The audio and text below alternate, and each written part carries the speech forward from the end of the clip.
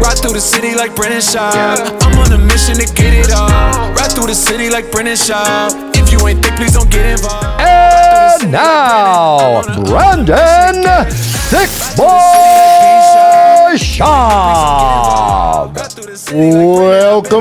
Welcome. Thursday, February 12th. What's up, fam? The whole gang is here. Chin's here. Nick's here. I'm here. How's everybody doing? Great, grand. Kids are off from school. Valentine's Day? I don't know, dude. They got today, tomorrow, and Monday off. No clue why. Don't care. Glad to have them at home. A lot going on in the fight world, though. A lot is going on. Dana doing interviews. We got a bunch of AI fights going down, which we don't mind. We just saw some of them here. But yeah, no big fights this weekend, but next weekend's popping. You got Strickland Fluffy, which I think is going to be one of the best fights in the middleweight division, a hot second. Stylistically, Fluffy is a guy who can push the pace. So Strickland, he can't kind of just sit back and pick him apart and win via decision. I think that fight's fantastic. Fantastic. Strickland is a tough customer. Such a tough customer. He's tough to look good against. He makes everybody kind of look just average, and he kind of melts them with his pressure. So I love this fight. If I could make any fight in the middleweight divisions, top three. I think it's so good.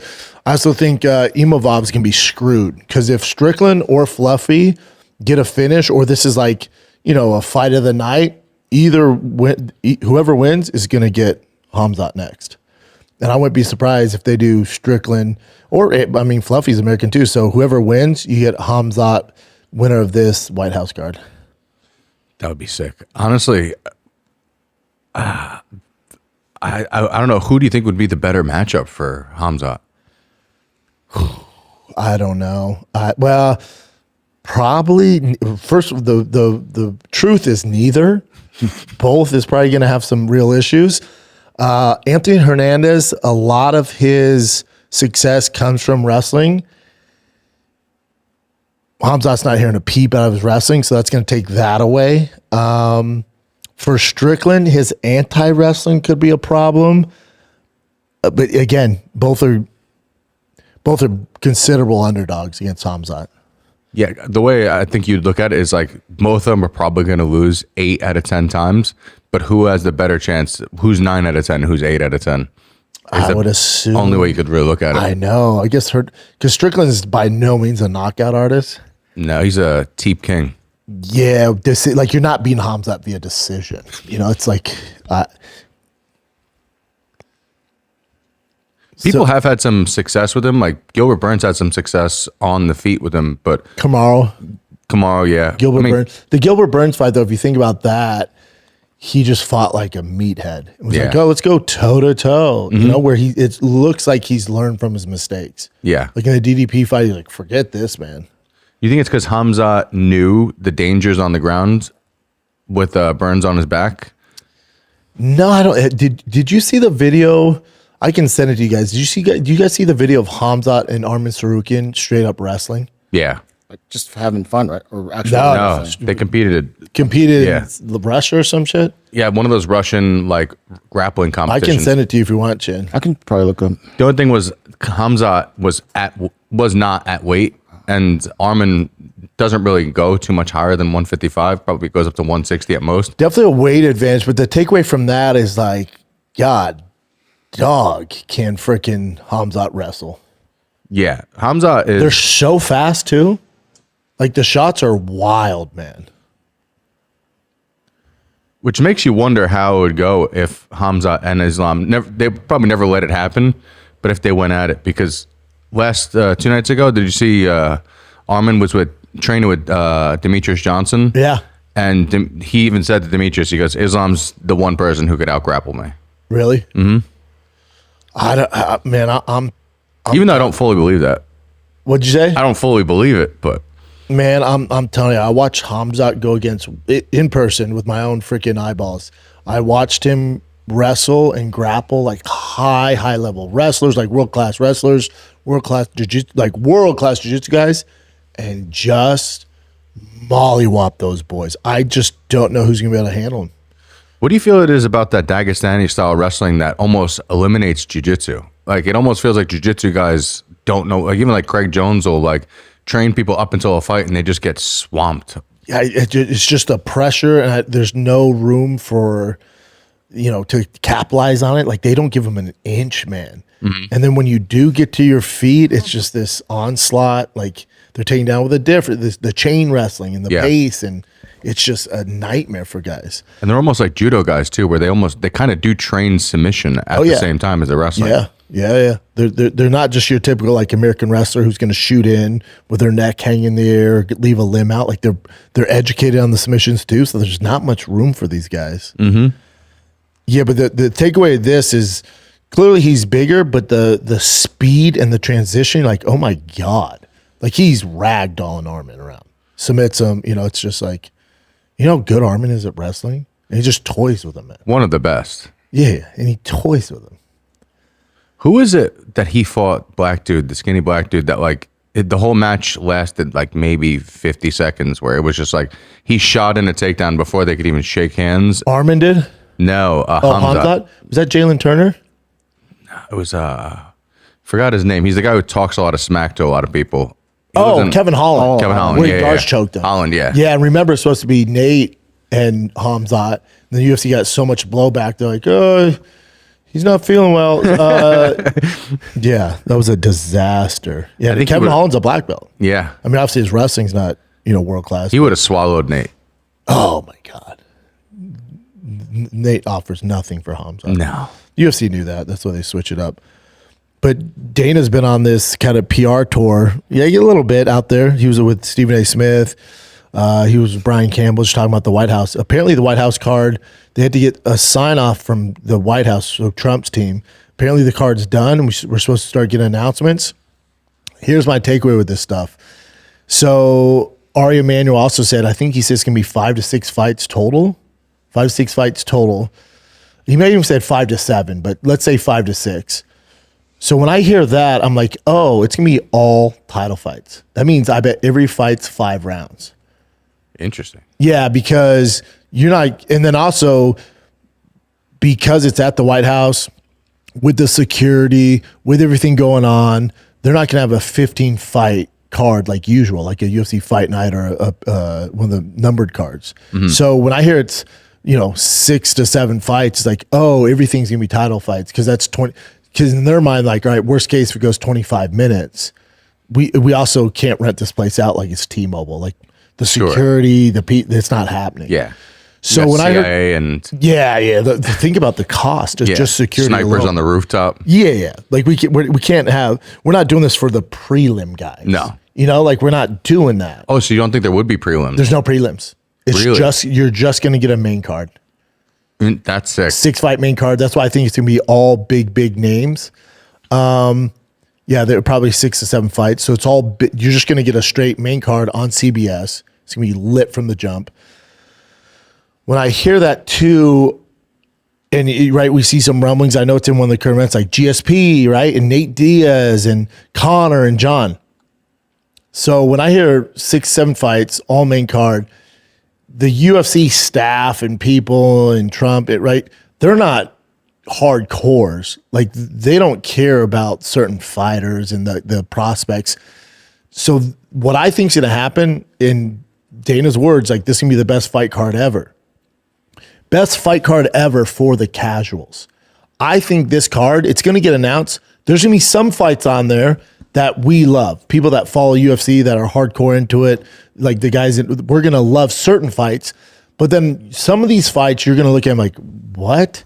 But those fights are going to bring in the casuals. Those fights for people like my dad or, Pam Bondi, who's going to be, or Elon Musk. I'm like, oh my God, Nate Diaz, where the hardcores and the people that are invested in this sport of mixed martial arts in the UFC, this card is going to completely halt the progression of the divisions. Like this card it's going to be for the casuals. It's going to do all the views, but it's not going to move the rankings, the belts. Nothing's going to move forward. There's going to be few, like I bet we get Ilia and Justin Gaethje. That moves that division, but Jon Jones, Alex, that doesn't move it. Nate Diaz, Conor. What are we doing? What? You know, so there's going to be certain fights on there. Let's say GSP comes back, which is not happening, but let's say he does. You know, that's not moving forward. It's not moving the sport forward. What it does, though, is my dad goes, "Oh my God, you see GSP's fighting Chuck Norris?" You know, like some bullshit like that. Yeah. You see Steven Seagal versus Arnold Schwarzenegger. Like, it's for the mainstream. They're TMZ's like, "Oh my God, greatest car ever." The actual UFC hardcore fan base and go, "What the fuck is this?" I would bet you any amount of money that's what happens. I do feel like that's the UFC fan base almost all the time. They're almost impossible to please in the first place. Oh, they're impossible to please. But when you think about when Dana says this is going to be the best card ever, according to your mom, yeah. like for people that follow the sport, that are into it, it's like, oh, buddy, this isn't. I wonder if Like Gina Carano versus, put in whatever. He's like, oh, that's not. Yeah. I wonder if they would do like the prelims at the Apex or something like that. And then now we're tuning into the White House card. It's too many moving parts. Too many moving parts, yeah. And you're going to lose, like the hardcore fan base will follow, but like my dad ain't jumping from this to from the Apex, yeah. My dad's like, wait, Paramount, and then I get to go to CBS now. Yeah. You're going to get 6. Fight in front of Lincoln statue. Yeah. The prelims. Yeah. You're going to get 6 big names according to your Starbucks barista. Yeah. Does that make sense? So this is more cinema than it is just like a typical UFC event. Yeah. Like this is a historical thing more than just like a run of the mill, like, hey, this is a big card. Yeah, like like Corey Sandhagen, Sugar Sean O'Malley, we love. Trump's going, what? Yeah. Pam Bondi's going, what? Sand what? Yeah. But GSP, Nick Diaz, they're going, oh my God, I know those guys. Does that make sense? Or yeah, like a McGregor, like Nate trilogy. Yeah. Where we're like, the people that are into sport are going, okay. They're trying to make it Super Bowl. They're not trying to make it just a great. They're UFC trying event. to make it mainstream. Yeah. Instead of moving the sport forward. Where again, Yeah. this is a one-off, which I'm not saying I don't support it, but it's a one-off. It's just this historical night. It will never happen again. And I'm sure if you talk to UFC brass, they're like, yeah, we're not trying to figure out contenders tonight. We're literally making sure your mom and family tune into it. So that's why you're getting, the rumblings of the GSP and, Nate Diaz coming back and Conor and Jon Jones. Like the casuals know all of them and they're like, oh my God, I'm in. Which kind of shows the level of star power that came from the pandemic era of fighting versus now. Like even like I look at some of those fans as such casuals because I started back in like the Liddell versus Randy first fight when Randy won. So when these guys came around, I'm like, oh, they're casuals. But like, that was a sick era but it shows like we haven't had stars like that. I mean, Ilia's coming up and like Islam is in like the Muslim world and he is pretty much kind of pretty mainstream in America-ish, but not like a Conor or a Nate where like, your girl would know who doesn't watch fighting would be like, oh, Conor McGregor. Yeah. You know what I mean? Or like back in the day, like a Frank Mir or, these big boy GSP. Yeah. Like they've really, or Ronda, like you've lost. Patty's the closest thing, I'd say. Yeah. Because like you go on TikTok and there's girls like doing his dance. Like, but think about it, music. and this is where the UFC's kind of gone array. It's like, Patty's the closest thing we have to those guys, but those guys weren't big because they're marketable or they were cool on TikTok or social media or the fan base related to them. Those guys were big because they won fights. Mm-hmm. Yeah. Like Anderson Silva didn't have the best person. GSP's personality, they're not, full of, charisma. Mm-hmm. They were big because they could fucking win big fights. And get a lot of eyes. Yes. You tuned in for their greatness. Now it's changing where you're tuning in because they have 20 million followers on TikTok. Mm-hmm. It's not good. I have a theory about this and I want to know what your take would be. Like everyone always wonders why the Dagestani guys get pushed. They're like, oh, they get favoritism in UFC and why do they always get pushed to the top? And it's because they're representing a fan base of how many people in the Muslim community and how many people in Russia. Like that's such a big fan base that they needed to grab. Like how many was like 2 billion Muslims? Yeah, I would actually push represent? back on that, and I would argue that Muslim fighters or Dagestani fighters or Russians actually have a tougher time in the UFC than Americans. So? They give them the toughest matchups. Like when you look at it, like Umar or even Makhachev, even though that division is a little different, but a lot of these guys have to walk through some fucking fire. Yeah, like if you compare like the a lot of those guys' resumes, especially at the lighter weight classes, they make them walk through fucking hell before they give them a title shot. but like Usman, like him just waltzing into the UFC, and what do you have? Was it 1 or 2 fights before he got Merab? One? Yeah. Like the fact, like no one gets pushed like that. You know what I mean? And the last name Nurmagomedov, right? Like that's going to do it. But then also think about the UFC as a business, and obviously they're trying to pay more attention to American fighters, especially right now because it's kind of fallen off. If you look at our champions, we have one interim champion. They have Kayla Harrison, but other than that, we don't have anybody, and we don't even have prospects. So I think what the UFC is doing, all right, we've kind of leveled out in America. Where can we grow? Yeah. Also, where's our funding coming from? When you look about the funding, Abu Dhabi, Dubai, like there's a lot of growth internationally for the UFC. I think the UFC is kind of like, all right, we're pretty cemented in the US until some outlier comes along. We're just kind of we can't go any higher here. So they're looking international. That's why I looked at it as like, that's why the theory made sense to me. Cause I'm like, the Muslim world is such a huge like chance for them to grow the sport in a way that like, obviously they've already been pushing hard in Europe. They've been pushing hard. I guess they push a little bit in Africa, cause you have like the Ngannou and Dricus, but like to push some of the best, I mean, you have to admit the Dagestani fighters, some of the best fighters. Dominate. And then also, it's also their pastime. Like here, when kids grow up playing baseball and football and soccer, out there, there's some soccer, but really, they grow up wrestling. Yeah, it's their culture. They're tough people. That's why they dominate. There's a conspiracy theory that the reason why Khabib got the decision over Tibau was because of they wanted to start pushing towards that fan base world. Yeah. Because I mean, the fight could have went either way. I rewatched it again last night, and I'm like, this you could if whoever won, you go, oh. Yeah, I don't know if the judges are like, man, the UFC business model really needs to push in the Muslim. I do love a good conspiracy. Yeah, me too. But even that one, and I love conspiracy, that one's a tough one. Yeah. But most of the time, a lot of those, it's sort of like Mosarv, right? Like, look at, he's 19-0. Like, you look at his resume, it's like, dude, give this guy a title shot. And the UFC like, no. Yeah. No, here's Lerone Murphy, Also, I'm excited. I'm the most excited out of all the Dagestani fighters I am for is what's Usman's younger brother's name? Is it Umar? The cat in PFL. He has, I think before the fight this past weekend, he said he has 2 fights left on his contract. So he'll have one more. He wants to fight one more time this year. Then he's a free agent. I would assume PFL backs up the Brink trucks to keep him because they have what else are they gonna do?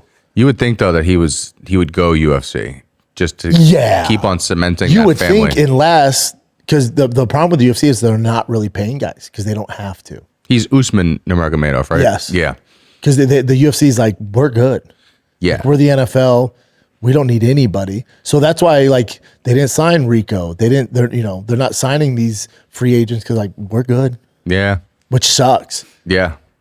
Also, is he the same weight as Umar? He's 155. He's a 55er. Oh, he's 55er. Okay.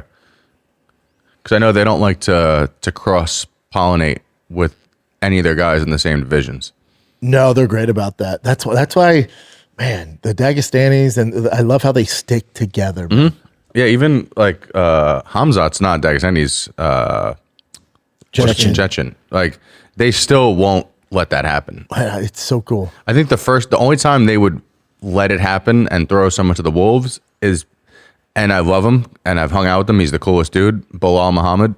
Yeah. Like I think that's the only guy that they would let possibly cross-pollinate into one of those divisions. Yeah. He's an American first. Yeah, he's American first. He's not one of the actual tribe members. Yeah. But I love how close they are and they take care of each other. And then they're like, all right, it's coming to, a fork in the road where we have to fight each other. They're so good. They're like, I'll just go up a division and dominate. And they're like, yeah, do that, and I'll stay here. It's By the way, wild. Bilal, coolest dude. Like invited me, Bilal's Brian, great. into his mom's house, and his mom made us like traditional Palestinian food, and it Yeah. was so amazing. Bilal's awesome. Such a nice. That's why I Such a hate good when he dude. gets hate. I'm like, if you ever met this dude, you'd be like, this is the nicest guy ever. That's the internet in the nutshell, Yeah. though.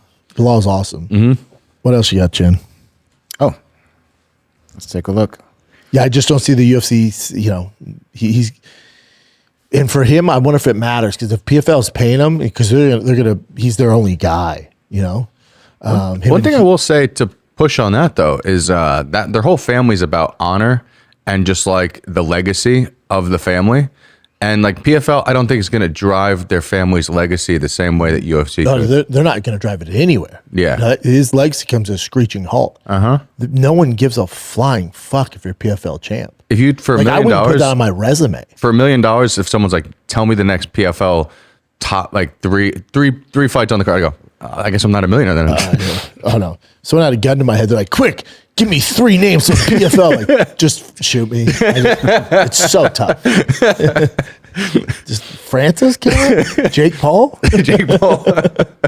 That's kind of wild, though, right? So we know Jake Paul. That's like the number one name we know from PFL and Francis. Yeah, I can name more one fighters Oh yeah. than I can PFL. I can name more fucking bare knuckle. But they just do a horrible job. Yeah, what's weird too is the UFC, hopefully they would pay him, but clearly the UFC has the influx of cash to pay these big free agents. Why Francis isn't signed is mind-blowing.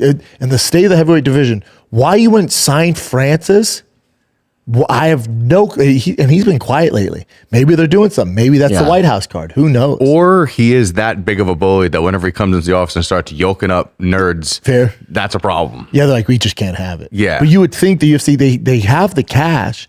You'd think they'd sign Rico, sign Francis. I think I They're heard it from you Paramount. though. Didn't you say that he like yoked up one of the like big guys, whether it was Dana or Hunter or something like that? I think you told me that, right?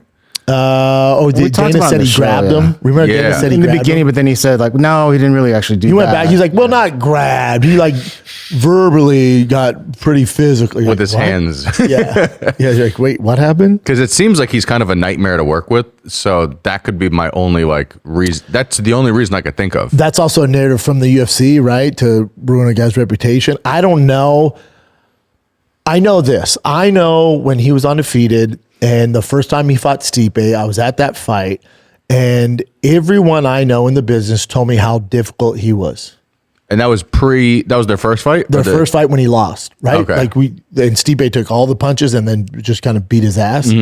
I know going into that, I know his agent, I know the people that are in the know who deal with him were like, his head's getting too big, he's making these demands, and then he got mollywopped. Yeah. And then since then, I heard since then he got a lot better. That's, yeah. As far as the bullying stuff, I don't know. Also the people that are saying he was a bully, it's like, okay, what you define bullying? Yeah, they're probably a bunch of dorks. Yeah, he's a big, intimidating guy. Maybe you asked him to do something he didn't want to do. That's not bullying. Someone is his size, if he just presses you with the right tone, You're gonna is get bullied. scared. You're gonna be scared. Yeah. Yeah. So it could be that. You still got to sign them. You know, if you're not going to sign guys because they don't have the best attitude around the fucking PI, who gives a shit? He's guaranteed star. Like he would be a guaranteed star and make tons of money for the UFC. And like as far as heavyweight, would have nothing right now. He'd be a guaranteed star. Yeah, I don't know what their reservation is. I don't know. Maybe, but again, you're talking about a guy who fought Tyson Fury, fought Anthony Joshua, so he's used to so much money that he's like, no, man, I'm not fighting Jon Jones or Tom Aspinall for $3-4 million. Yeah, he might be so difficult to work with because he turned down the Jake Paul fight. That could have been what, $50 million or whatever it is. He's like, oh, that's not worth my time. Back in the day, you promised him a $50 million fight. Oh my God. He's on a plane there to sign the papers. Oh my God. Yeah. But that's a good point. If he's about like legit, fights and legacy, then he'd want to be in the UFC, Yeah, maybe he's over it. I don't know. Yeah, that's the other thing. Maybe he's like, I'm good, man. I was heavyweight champ. I'm not too worried about Aspinall. The Jon Jones stuff would be cool, but I don't know. Probably made enough money to last a lifetime at this point. Yeah, if you're smart with it. Yeah, so you talked about this already, but what do you think? What are the odds that George St. Pierre actually comes back to the UFC? I'm not going to put anything past the UFC for this White House card. They said it's the greatest card ever, so I think they're going to bring back some familiar names for the casuals. You know, it's going to be like fast food.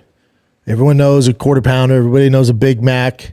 Are they the best? No, but everyone's familiar with them, so it's going to be kind of that big propaganda card. And just for the audio listeners, it just says George St. Pierre says, "I like to leave, but I'd love to come back," which feels purposely vague to like leave you out on a cliffhanger, right? Like I feel like from that there must have been some talks whether or not something was signed or not. They might have reached out to him. He probably said no, but you know, stay in the spotlight. You bring this up, Yeah. But George St. Pierre, I would assume he'd come back at 85. His last fight was at 85. You know, he's not like he's cutting weight. He's always training. Yeah. Imagine him, Khamzat. It'd be a bad idea. Bad idea for him. Bad idea. I wonder how he stacks up against Khamzat at this Love to age. see that, yeah. Not good, gentlemen. You don't think so? What? He's my age. I Is think he? He's a year younger. See, I still look at him like he's Superman.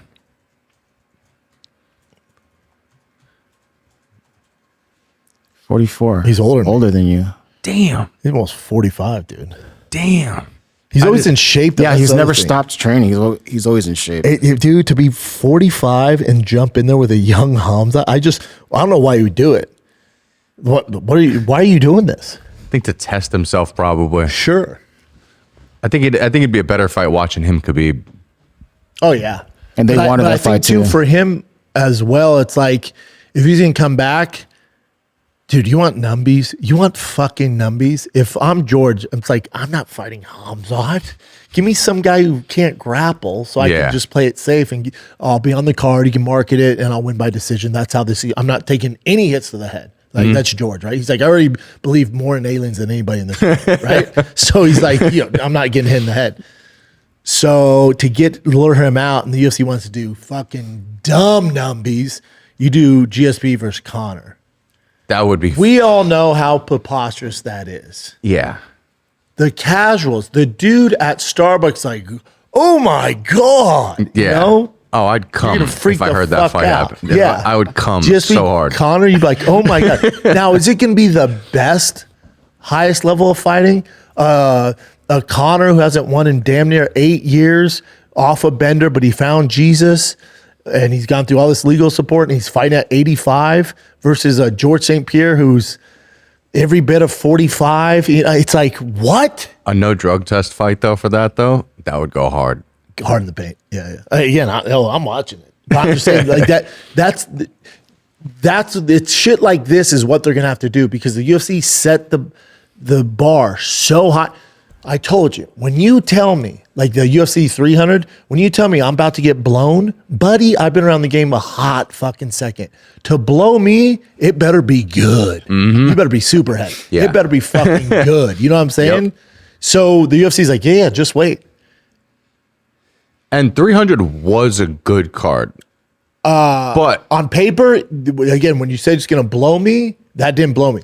But the actual product was fantastic. Phenomenal. Yeah. Like that's why I can't say it was a bad card, but I wasn't like this is the craziest thing I've ever seen. The Jamal Hill one, that's kind of like, it was like a replacement, right? I forgot who was supposed to fight before that. Yeah, when you look at it now, it's pretty fucking. You know what? That's how far we've fallen off. Like that card's fucking tasty. Yeah, looks nice. Bo Nickel, Cody. Cody Brundage, that was awesome. Sorokin, Charles, remember that was a dicey one for Arman, but he got done. The Max Holloway, Justin Gaethje, one of the most insane moments of all time. But if you now, everyone's going to watch that fight, or you see the highlight. That was with 1 second left in a 5-round fight. The majority of that fight was Justin Gaethje getting beat up. It wasn't that exciting. He was getting outclassed, and then obviously got knocked out. Zhang Weili and the young girl, right? She got choked out, and they continued it to go as weird. Yeah. And then Alex Jamal Hill. Yeah, that card was fucking lit. Not for nothing too. You're just looking at the actual main card. The rest of it's prelims ridiculous. and the early prelims. Kayla Harrison in the prelims against Holly Holm. Aljo, Diego Lopez. I know. Yuri, Racket, Diego Lopez. Then Makano, Jalen Turno, Jalen Turner, Jessica Andrade, Bobby Green, Jim Miller, Figueiredo, Cody Garbrandt started. That card's fucking lit. What was I thinking? That blew me. That card's fucking fantastic. Some of these people's like resumes since then too has also grown tremendously. Like Diego's also was already a name, but he didn't fight. He didn't have that that fight that proved him with Volkanovski yet. He was just getting rolling. Yeah. And then Kayla Harrison was known, but she wasn't like the one where you're like, oh, we need to see her against. Yeah, she came over from the PFL and the Holly Holm thing. She looked great. Yeah, that card's fucking fantastic. I am so sorry, Dana. That card is fantastic. But again, I'm used to cards now, so you look back at this like, holy shit. So, but again, you look at UFC 300, because this is the standard. You look at anytime Dana says this is about to be the best card ever. UFC 300 lit, 200 silly lit. What was 200? UFC 100 litty as a titty. UFC 200, remember that was Tate Nunez. You had DC versus Anderson Silva, which is a late replacement. Oh, that was you had Brock Lesnar, Mark Hunt, Jose Aldo, Frankie Edgar, Cain Velasquez, Travis Brown. What? Yeah. Dillashaw on a prelim. Even Joe Lo, I've been watching Joe Lozon since, what was he on? Ultimate Fighter Season 2. Beast against Diego Sanchez. That's the first, or no, second Ultimate Fighter winner, right? Yeah. Yeah. Dude, that's that Brock versus Mark Hunt fight. Yep. There's a lot. I think there was, Mark Hunt has tried to press charges about that. Yeah, fight. it's gone away now. Yeah, he lost that, I think. Oh, he did lose it? And then remember DC is supposed to fight Jon Jones on that. Dude, that feels like a fever dream. Daniel Cormier versus Anderson Silva. I almost forgot that even happened.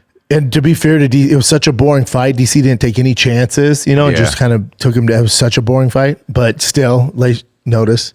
God, that card is fantastic. You ever notice some cards you see them on paper and you're like, this is going to be the craziest thing I've ever seen, and then it happens and you're like, this is the most boring thing. Like that usually happens. Then the ones you're like UFC 300, I was like, bro, this thing shit at the time. Yeah. And then I was literally like, this card's fantastic. Yeah. I think the first fight I remember that happening was Kimbo versus Houston Alexander, where I remember being like, this is going to be fireworks. And then they just circled like Wild West Cowboys. Dude, that was the main event on that card. Was that the main event? That was, They were getting booed for the whole fight. But there was like badass parts in there when Kimbo lifted up. Yeah. Houston and that was dope. I loved Houston Alexander. Like he was saying, I thought he had like the best, one of the best bodies. From Nebraska. So hard. He was fun. But you look at UFC 100, so Brock Lesnar, Frank Mir, GSP, Thiago Alves, Dan Henderson, Michael Bisping, John Fitch, Paulo Thiago, Akiyama, Belcher.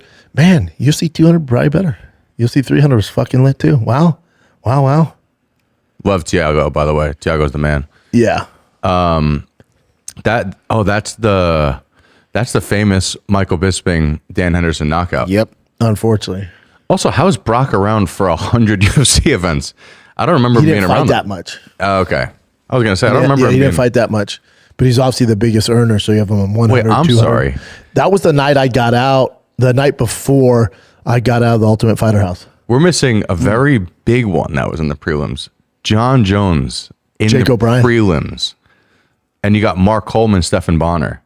That's a prelim. Yeah. You know what? I take it back. 300, 200, 100, probably some of the best ever.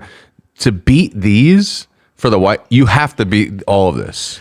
That's what I'm saying. To beat it, you're going to have to bring the big names, and we don't have a ton of stars. So the way you do it is by bringing back the Nate Diaz, the Connors, the Jon Jones, the GSPs, like these kind of weird outliers, because we just don't, they can't do this today. So now they have to reach blast from the past in order to blow us away. Yeah. They can't do it with the current roster. Like, and think about it, usually the big names on this are the heavyweights. There ain't no there's no heavyweights. We don't. Tom Aspinall just had eye surgery, so he's out. But he's also not, compared to a Brock Lesnar or Frank Mir back then. Yeah, like we just don't have the stars to do it. Who's that heavyweight, the Middle Eastern one that looks like Gru from Minions? He has a nose on him. Yeah, he's hairy. Looks exactly like Gru from Minions. Let me look at Gru first. Do you know the he's like the Dagestani heavyweight? But he's been fighting on the prelims. Yeah. Let's see if this actually works. No. It's like, it's a functional character, you asshole. Who's Type in Dagestani UFC heavyweight. And he's undefeated? He's I think so. Gaziev, I think he does kind of look like. I think it's Gaziev. Yeah. No, is that the Rizvan? He just fought, right? Rizwan, let me look at this guy first, though. He does Yeah. kind of look like him. That's Grew. Yeah. A little bit. Oh, he's a Kazakh guy. It's always tough. There is Rizvan. He looks too thin. Yeah, and them boys are hairy. mean.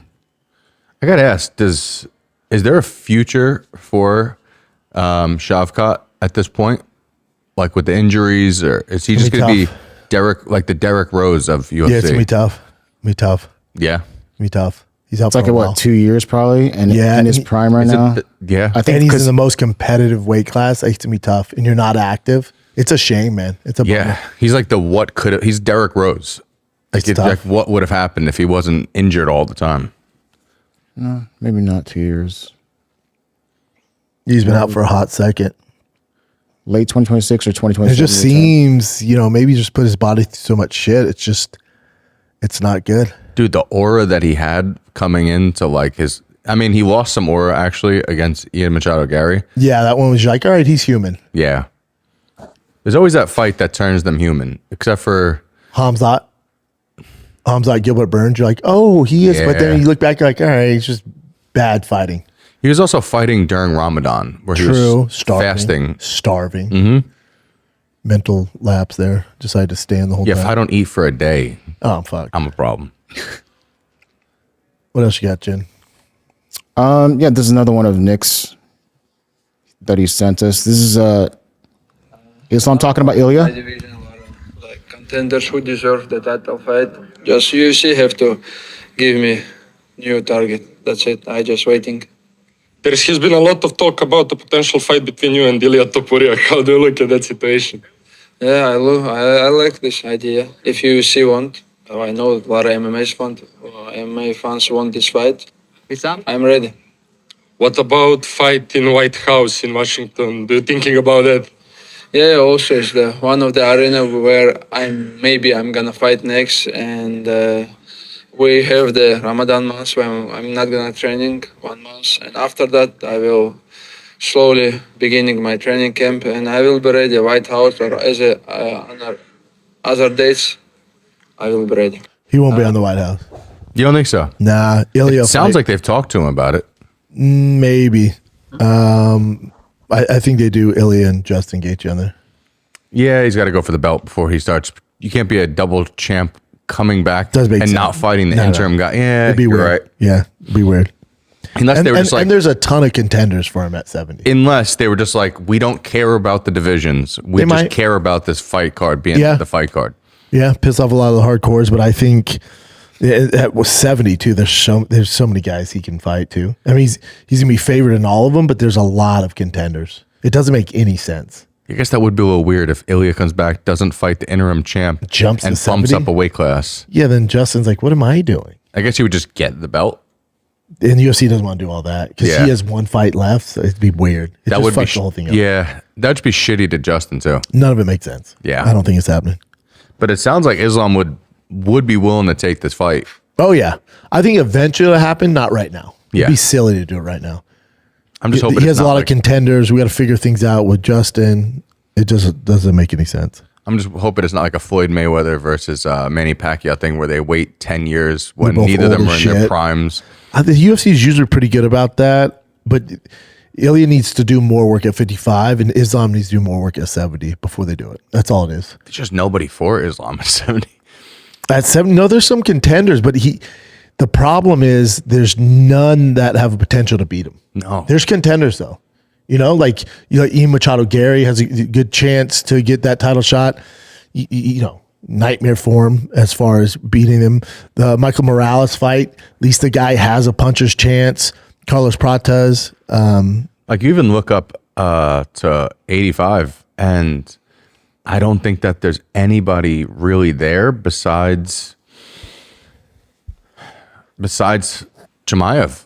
I think he walks through 85. He should. Yeah, you have two. Like Islam's a dominant champion, Khamzat dominant champion, and then Ilia pretty dominant. But you got Arman in there. Something I'm realizing as I'm really looking at this, the champions are all like insanely good, and the gap between them and the number one contenders in Massive. so many of these divisions. Except that lightweight, you have Arman there. But outside that, True. take Arman out of that, it's a shit show. Besides, if you didn't have Arman, It's a shit show. everyone else is just like, it's this league and then a league below. Yeah, it's like when you're playing Mario Kart and you see, like I was playing with my son last night, he was all the way up here and I'm down here. Yeah. Like, fuck. Yeah, there's no chance. No, there's no Yeah. chance. Like get some of these mushrooms. I didn't realize because, like, you look at the top 5 in every one of these divisions, and none of them could hold their dick on a slow Tuesday. All of them are underdogs, like Yeah. massive underdogs. Yeah. It's not good. No. That's not good. That's not good. It's and the great to heavyweight's have- a complete shit show.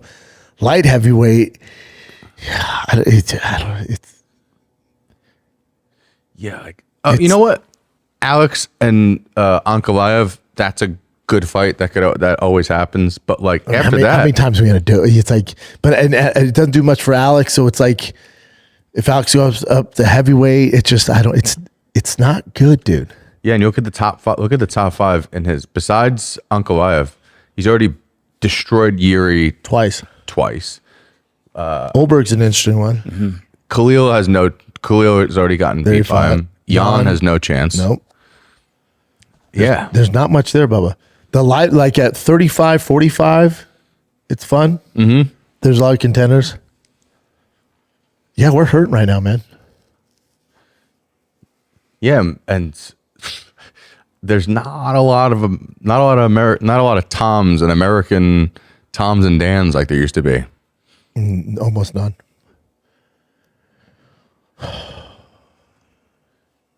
What else you got, Jen? All right. What about your thoughts on Nate Diaz teasing a return? He said, I gave opportunity and put notice on the dopest fights. I got unfinished business. I plan on going and taking what's mine at ASAP. I don't know what's his. First to ever start a division, the dopest one at that. You're welcome, mother effers. I'll see you soon. I'm coming. I assume the UFC reached out to him. Taking what's his, is that the BMF belt against Conor? Like that'd be the only reason you bring Nate back. Yeah. Unfinished, I could only see being Conor. That's it. His business is finished outside Conor. Yeah. But also, it is what it is. I mean, he's had a great career, especially with his record and stuff that he's done. He's had a great career. Has a huge fan base. Nobody watched him box Masvidal. The numbers were atrocious. So, And coming off a loss from Jake Paul. that doesn't help. No. But again, you got to think the UFC's they're doing a McDonald's card here, like Happy Meals and Big Macs and Quarter Pounders and the McFlurries. So Nate versus Conor, all right, like that would get people crunk. It is People, one of the the people that don't watch the sport. It's probably got to be, their fight has to be probably one of the highest, if not the highest, It's up there. pay-per-view gates, right? Yeah, it's up there. Now, though, Dana said the UFC card, White House card, is going to be the most watched card ever. So again, you're going to have guys like this in order to achieve that, because right now they don't have the roster to do it. So we got to do Blast from the Past. It's a McDonald's card. Nate, Conor, trilogy, Yeah. And as much, I think Nate, crazy career, awesome fighter, but like, forgot who was it? Charles in his last, not Charles. What's his name that he fought in his last fight? He's also he's a dude that just fought Salt Poppy in boxing. Ferguson bought Tony bought. like during that fight, like he didn't even seem like the Nate he used to be. Like at a certain point, he's like in the middle of a fight, he's like leaning against the cage and like. He just had, it seemed like it wasn't even the same Nate we used to see. So I feel like him and Conor, it would draw numbers, but I don't think it's going to be a crazy fun fight. No. Again, it's nostalgic and people would want to see it, but it's like as far as high level fighting, that ain't it. But that, again, you don't go to McDonald's for high quality food. You just want to be satiated. All right, that checks the box. Yeah. That's what the UFC's doing. And that'll do it. Because again, we don't have the guys to do it.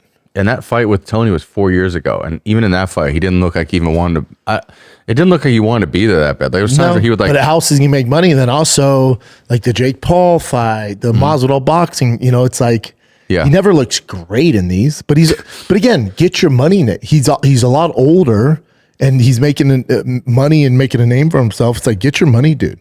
He did look cool as hell though when he fought Leon Edwards, and at the end he punched him and then pointed at him instead of knocking him out. But that was the narrative. Like, remember, Leon beat the brakes off of him, except for the last 10 seconds. He lands one punch because people don't like Leon. Like, oh, pussy! If this went any longer, you would have lost. And Leon's like, what? Yeah, I guess, dude. I just beat the shit out of him for literally 5 rounds. He landed one punch. Everyone's like, "Oh, you're a pussy." Yeah, that's remember that? Nate is. You remember those punching bags you had as a kid? Yeah, that, like had the sand at the bottom, and no matter how hard you punch it, it just comes back up. That's Nate. That's Nate. Doesn't go down. He doesn't get knocked out. No. Him, Connor. Yeah, I mean, again, it's McDonald's. Yeah. All right, so Tom Aspinall had surgery on both eyes, and look at how it looks right now. There's some people that still think he's like he's taking this bit too far. Yeah, there's a conspiracy theory that he got eye surgery just to make it seem like to what to avoid what getting a legit title shot. Who would do that? If you think that you're an insane person. Yeah. Again, it's fun for the internet to talk about, but it's like, oh, you think the best heavyweight literally on planet Earth faked an eye injury and had 2 surgeries to avoid Cyril Gahn? No, not to avoid, just to prove to them that he actually did get fucked up in the eye. You know how stupid that is? That's insane. Because he's not getting paid. He's a prize fighter. So you think he's taking these 9 months to fake a surgery and not make money? And it doesn't build the Cyril Gahn fight anymore. It's actually, people are like, all right, we move on. The flat earth theory has more legs than that theory does. Yeah, 100%. Do you see, you don't think there's no way he recovers in time for the White House though, right? No, not a chance. February, March. Because we're in February, so you got March, April, no. And he'd have to get in camp. There's no way. Yeah, was he even training with the eyes fucked up? No. So, yeah, nor would he want to force that. And also, don't take away Alex versus John from us. The UFC's like, no, you're good. Focus on your eyes. Yeah, I also think that, I'm sure you probably agreed that after the Gahn fight, this is where everybody's expected. Like, this is where the want for Jones Aspinall was, and as soon as that fight happened, and this is like Alex John, it went massive. Like, people were like, "Oh, John would just dog walk him." I know. Which it was a round and a half. Yeah, be like, "Oh, he sucks. Give us Alex John." You're like, holy shit, you guys are right. That's crazy. And it's so fast how quick people change up. Yeah, poor Tom. And then Dana's also just dogging him at every press conference. Dana like, oh, I guess he got poked in the eye. He'll bring it up when it has nothing to do with the conversation. They're like, "What? How's the weather?" He goes, "Aspinall's eye." Yeah, he's like, believe that? The guy quit. What the fuck? We just asked what he thought of the weather. That's your heavyweight champion, dude. Have you been following this whole what is debacle? So Buckley called out Terrence Crawford and Stevenson, Shakur, basically in the video at the bottom. If you go down, it's good, baby. I mean, that's a long video, but he basically in this video, he's calling 14 out minutes call out. Yeah, too long. But he basically said, like, if we were out in the streets, I'd kill you. And this is that's Bud right there. Yeah, Bud grew up wrestling.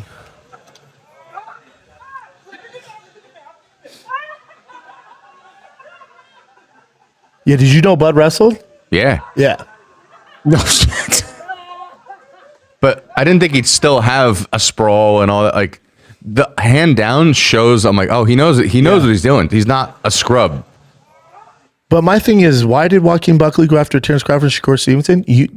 Because he wants that big money. Oh, gotcha.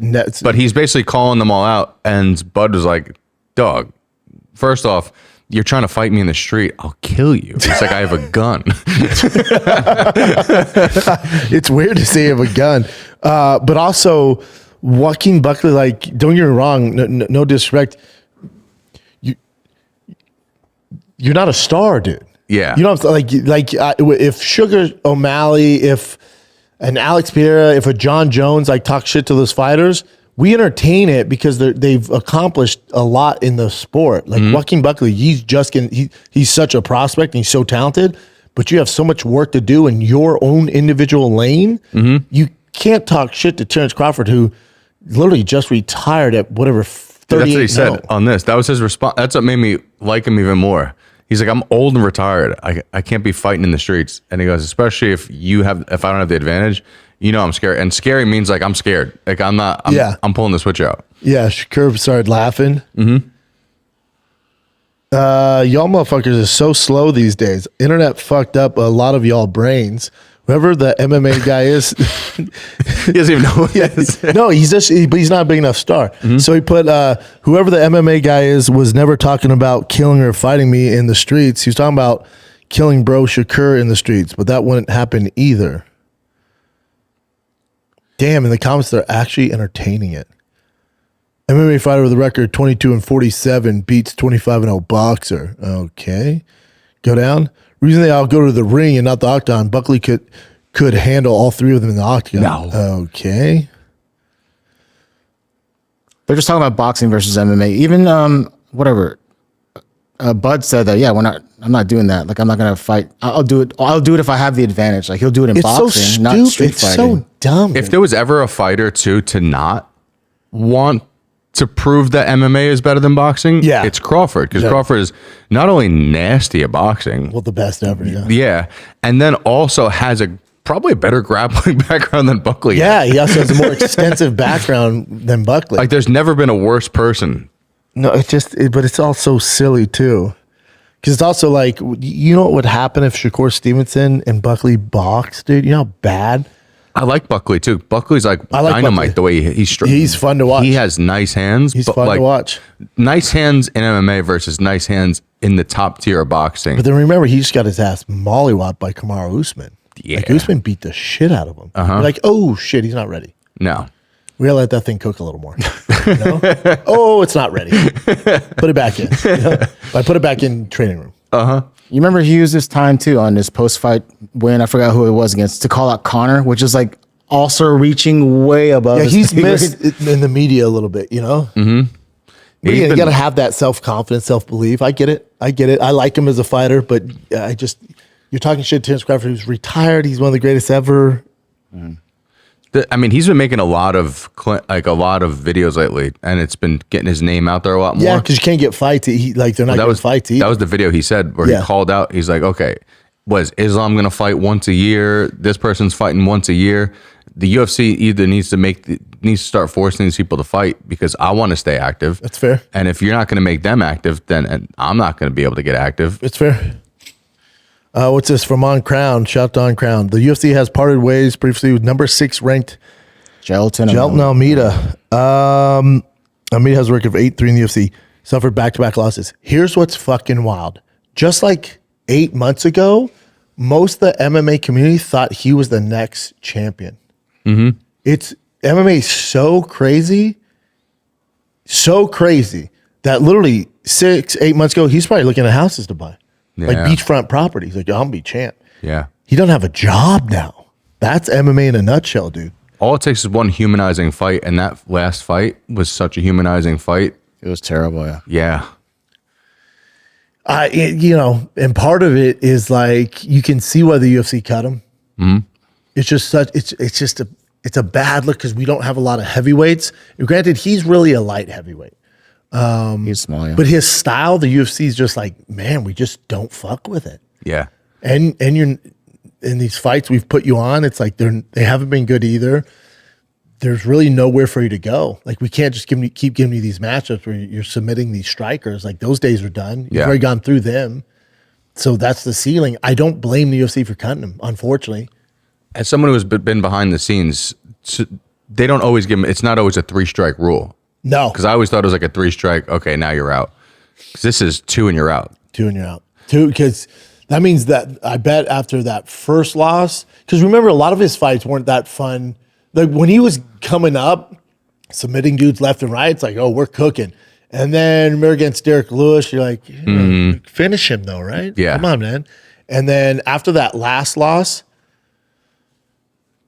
after that last loss, which was a split, that Volkov fight was so boring. I would guarantee the UFC went to his management team, was like, hey, if that happens again, we're going to let him go. He has got to take more chances. They've done that to me. Hey, man, you've got to take more chances and go for a finish. Otherwise, we're going to let you go. Do you remember which fight it was where they came at you? Where they're like, okay, you need to... They came at me before, when I was starching dudes, but they came at me before the Crow Cop fight.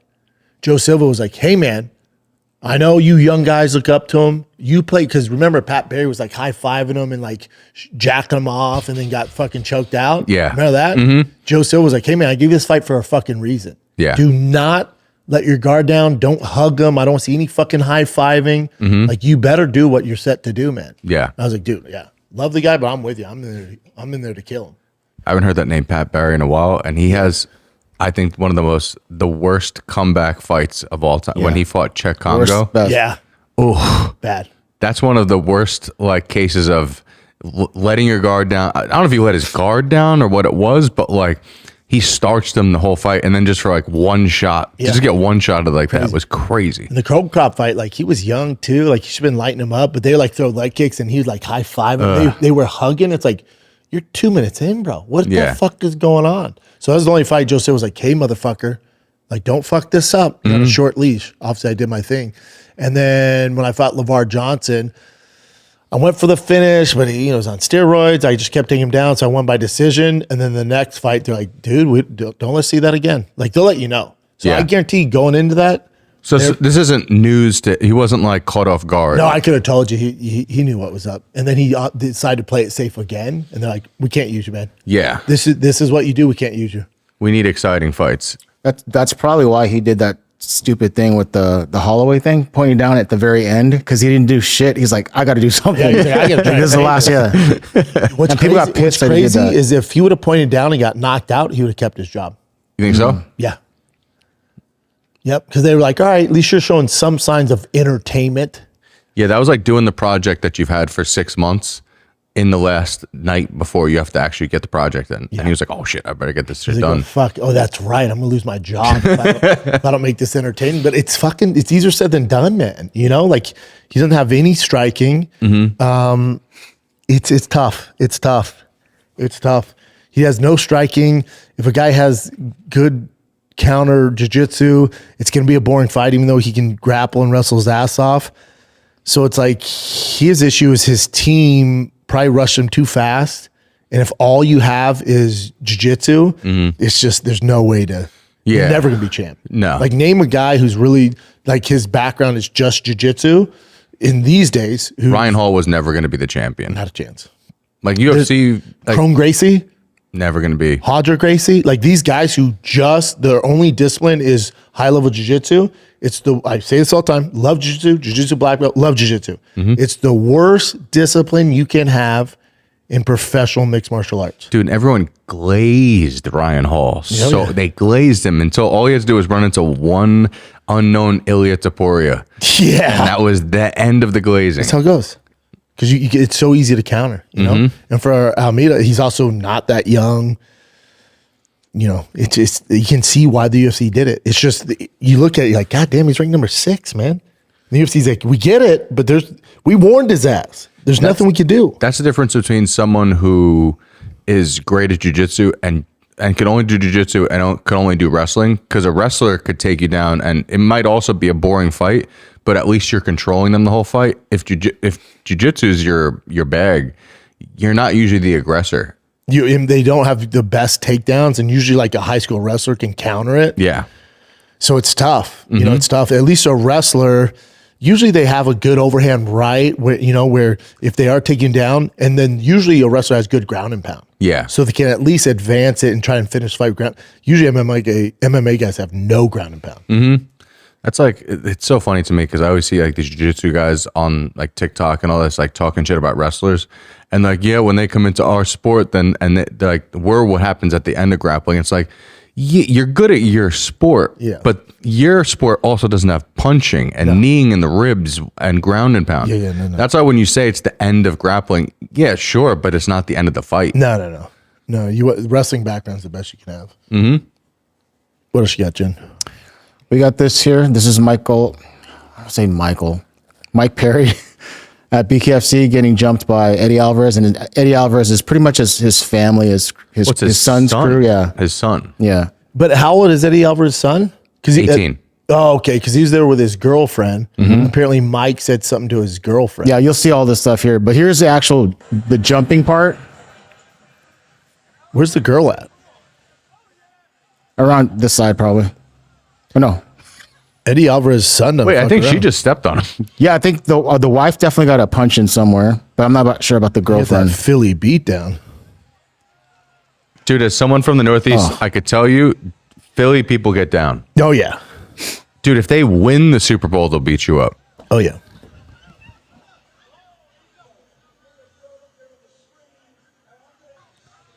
Oh, he looks trashed.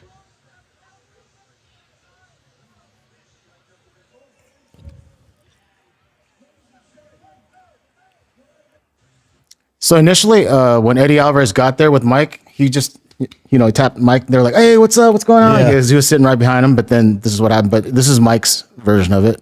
I started throwing punches until I fell down. What happened was I was sitting there with that hat on. I got bumped from behind. I was in the front row. I turned around like, "Hey, excuse me." It was Eddie Alvarez's son's girlfriend. I said, "Excuse me, watch out," or something. And then the son kind of leans in and I was talking to her. But that pissed him off. He was talking, then the wife just keeps screaming and yelling at me. And I was like, "Look, I'm sorry."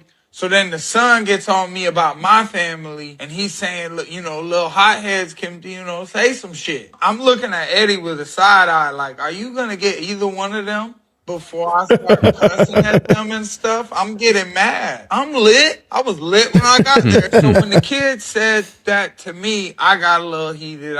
He got to me, I guess. I said, like, "You're going to have to get used to that. People going to speak to her or something." That's when Eddie got up and pushed me really hard. And it's like I just slipped. None of them started throwing punches until I fell down. I didn't know who any of these people were. I didn't even realize that many people was doing that. I wasn't really getting hit. And then this one guy comes, tries to knock him out, almost knocks out the girlfriend. I said something to his son to disrespect his son or whatever because he pissed me off. Eddie was doing what a dad should do, and he wasn't really trying to get me on the ground. I don't think from angles I saw he wasn't really trying to get in there. He was kind of trying to. I didn't have any boys. I'd be dolo. I'd be solo. I was next to my manager, and at first he was like this, but then he kind of just got body pushed out. And it's okay because I'm the fighter.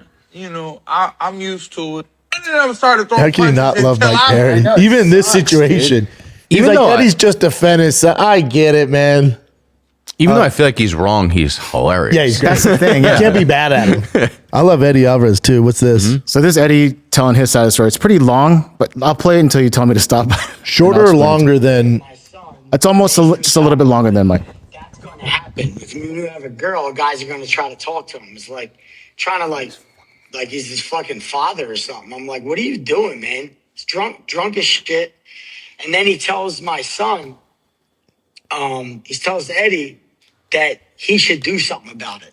If he didn't like it, he should do something. So a 130-pound kid should do something to Mike Perry if he didn't like him trying to talk to his girl. And then he turns to me and says to me, "Hey, I'm sorry. I know I'm wrong, but I think you should do something about it." To my face like that. What the fuck am I supposed to do? Well, he's also You're a hammered. mess, drunk mess, trying to bitch up my son, trying to talk to a teenage girl. My whole family's here. My son Anthony's there. You put me in a real bad spot. Yeah, A terrible spot as a father. I used to like Mike Perry. I used to think the whole thing was an act. And I liked it. I liked the act of Mike Perry. The wild dude who does wild shit. Well, I yeah. thought maybe he just put it on for the camera, but it's not. He's an absolute fucking scumbag. No man leaves his wife at home to take care of kids and then tries to talk and pick up teenage girls at an event while his wife ain't around, his wife's home, cooking, taking care of the kids. Like what are you doing, man? And wasted, drunk as fuck. Like, I'm like, he put me in a spot where I'm like, and I'm pretty patient and I'm pretty calculated. And I make sure, like, I don't fuck up or do shit wrong. He put me in a real fucked up spot. And I'm not sorry that my kids fucked him up. I have a 18-year-old kid and a 20-year-old kid. Damn, he has old kids. I'm not sorry that they fucking I love dumped on Eddie. him. I'm not. He's one of my favorites. Yeah, it's But kind of a I think bummer. it's nobody got really hurt, so this is all good. We can talk about it. I love Eddie. I love Mike. I don't think Mike's a bad guy. I don't think he's a scumbag. I think Mike's hammered and was like, "Yo, man, your girl's hot." So even though she's underage, "Yo, man, she's hot." So you get used to dudes talking to her. Yeah. And he's like, "You need to handle that," which is he's hammered. He's like, "You need to handle that," and looks at it. He's like, "Matter of fact, you got to handle that," which is hilarious. And then he gets fucked up. Yeah. like it's all good. Watching both stories, when someone starts the sentence with "I was fucking lit," Yeah, you know that okay, whatever you're gonna say following this is your own speculation. Yeah, Mike Perry's a good. And everything that Eddie said sounds exactly like Mike Perry. Yeah, and also Eddie's right too. He's Yeah. like, what the you put me in a compromised position? I'm with my fucking family. I'm Yeah. glad they jumped your ass. And they also, no one got hurt. It's How all fucking good. old is Eddie? That he has a He's 20 and not an that old. 18 He year must old. have had kids young. Let's take a. Legend, underground king, man. 42. He's your age, Yeah. dude. You know, it's holy still young, crap. but So he had kids when he was in his 20s. damn. Wild. Gangster. Time for some fan questions. Yeah. Let's do it. Who's this from, Chin? Go up. This is going to be. Mike Daly. Mike Squared Daly. Congrats on the Ring Mag Awards gig. You deserve a ride. Okay. My question, watching the fight between Gaethje and Pimlet, love them both, but does anyone really think that either of them has a chance against Arman or Topuria? I was thinking that was fun fight, but Arman fucks up both these boys. Yeah. I think everyone kind of has that same, like you watch that, it was a sloppy fight, but entertaining. But anybody watching knows those aren't the two best lightweights on the planet. It is what it is. And I think for Justin, he'll get paid and he'll fight Topuria. I think the only reason why Patty and Topuria is still a fun idea is because of the history that they have, like calling him a sausage and then like them throwing bowls at each other in a house and chasing each other around like a kitchen island. I think we see it if Patty wins his next one. I think they're going to put that into fruition, but it's not very competitive. The one that where I'm kind of like I might be interested in that is Arman Patty, because Arman does grapple, and that's Patty's cup of tea. Obviously, Patty can't get on top and like take him down, but at least we'll see the engagement in the grappling where it's like, all right, maybe Patty could entertain that and catch him. But as far as you can answer my tag off this question. How much so you could tell that Patty has gotten into Topuria's head at this point. Like at this point, Topuria, when he sees Patty, like is almost like he's red. Like he almost like avoid it because he knows it's like Patty's gonna talk shit to his face. Yeah. Like, do you think that has any like effect on the fight? Because I know, like, remember Aldo versus Conor? Yeah. Like it just took him out of his own game. Or do you think Topuria is too Topuria headstrong? is so calculated and such a pro. It's like, Topuria was partying the night, like having wine with his family like 2 a.m. before he knocked out Charles Oliveira. He was celebrating the win the day before. Like you're dealing with a complete savage. Yeah. He's just at another level. I'm interested to see though how after this whole, divorce and all that, if he's able to get his head back in the I game. bet he's good. I bet he's good. Like I hope that's so. settled. I bet he's good. Yeah, he's gonna I be a hope so. fucking problem. He's so good. What else you got, Jen? Dre Werb. That's all we see. DREWURB. All right. Drew Herb. Let's see. If you were in this time fighting, so if you're currently fighting at your prime, what heavyweight would you love to be in the cage with and why? Oof. Let me see the rankings, shit. Mm-hmm. He didn't say who I could beat. He said, who would I like to be in the cage with? Well, there's only about 3 heavyweights. Cyril Gahn. I feel like I could beat him in my Yeah? prime. Yeah, I'd take him down, choke him out. Yeah, he doesn't have much grappling. Who do you think is the worst fight for you? Like, who's someone where you see that and go, that's just not fun? But Volkov just feels Tom really? Aspinall. I trained with Volk. Yeah? Trained with Volkov, yeah. Tom is so big and so athletic. Yeah, Tom's like similar size, speed, athleticism, jiu-jitsu black belt, fast hands. Like, that'd be problems for me. Is he taller than you?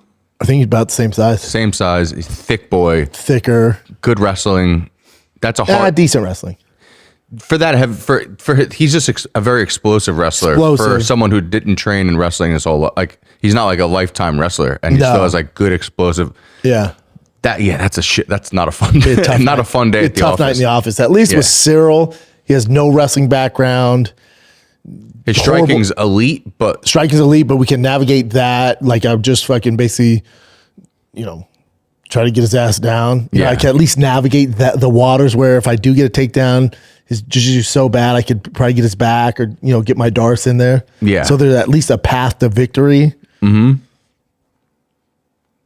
But outside that, Alex Pereira would be great. Getting hit by him would suck. Nightmare. Oh, none of them are good. Tom Aspinall is by far the worst matchup, but Cyril, there's a path to victory. Alex, maybe a path to victory. Isn't I'd be stronger than him. I could maybe take him down. Sergey just seems scary to me. But I mean, you're more skilled, I'm sure, but just scary. Sergey would be a fucking nightmare. Yeah. When he does connect, that's freaky. He's just like Alex, where when he connects, you're like, ugh. Curtis Blades would be a problem too, man. Yeah. Great takedown defense. Against Almeida was suspect, but you know what I'm saying. Mm-hmm. But yeah, I guess. If you're gonna pick a fight, why are you gonna pick someone who's in the 6 through 10? You're like, I'm going for Cyril Gane. He's number 2. Mm-hmm. Yeah, if he clips me, I'm fucked. But there's a path to victory if I can get him down. Yeah, that's all right. Let's do it. Mm-hmm. Yeah, he's not any more dangerous on the feet than Crow Cop. No, but he's fucking big and athletic. Yeah. But Crow Cop had good takedown defense and good jiu-jitsu. And if you wear goggles so he can't poke you in the eyes, you'll be all right. Yeah. Trev_Wise. Whoa. Let's see. What's the worst MMA take you've ever had that came back to haunt you? None of it haunts me because I do this so much where it's like maybe some haters would bring back some shit, but when you do this long enough, it's just part of it. Would you say saying that UFC 300 wasn't that great, and now looking back at it, you're like, okay. No, because at the time, kind of the fan base was kind of on board with me, and it got bigger because Dave, like, I apologized, like, man, I was wrong, and Dave was like, respect, so that got bigger, but that's all good. At the time, that was whatever. I said, who did I say? I said, what's the one champ, the Brazilian champ, drove Uber, fucked up his elbow. Pantoja. I said Pantoja, I think, beat Islam one time. That's a wild take. Yeah. That's a wild take. Yeah, I got my guys confused. Who'd you think it was? I forget it. It was so long ago. Yeah.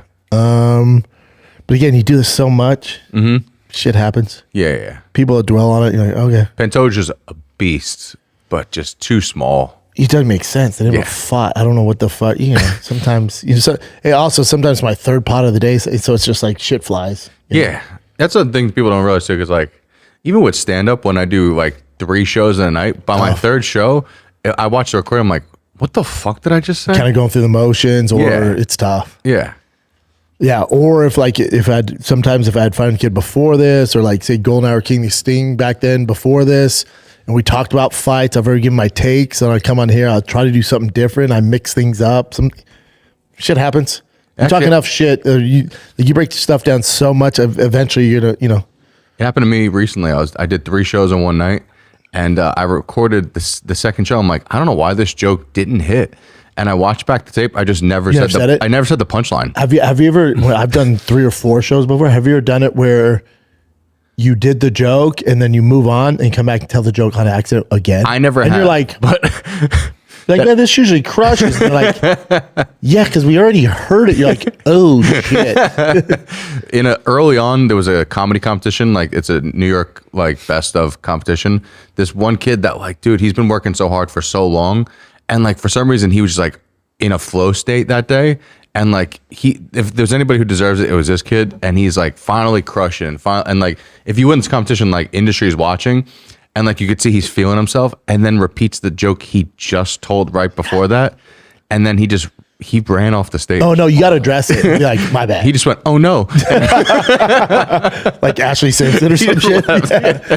Dude, I had this baseball dad. There was like this big scrimmage. This dad, I don't know him very well. And he goes, dude, I was watching this thing. He's like, it just popped up on my algorithm, man. He goes, this guy looks exactly like you, dude. Oh, what was it? Oh, it's on Comedy Central called This Is Not Happening. There's this dude on there. He used to fight in the UFC, dude. It's so fucking good, dude. He looks exactly like you. I was like, what? Yeah. He's like, you got to see it, man. I was like, were you waiting for it to be Aaron Hernandez when he said, dude? No, I was just like, it's on This Is Not Happening. He's like, yeah, dude, you got to, it's so well done, dude. I'm like, that's me, man. He's like, no, because he has no idea about my comedy background. Yeah. He goes, no shit. I'm like, yeah, man. Yeah. He's like, holy shit. I'm like, yeah, I used to do that. Yeah. Someone that's been happening a bunch to me recently, because I had a video get like, I think between the platforms got like 15 million views in total. And it's like, basically Nick asked me, he's like, if you could choose a male celebrity to beat in a fight for $1 million, who are you picking? And I chose Elliot Page.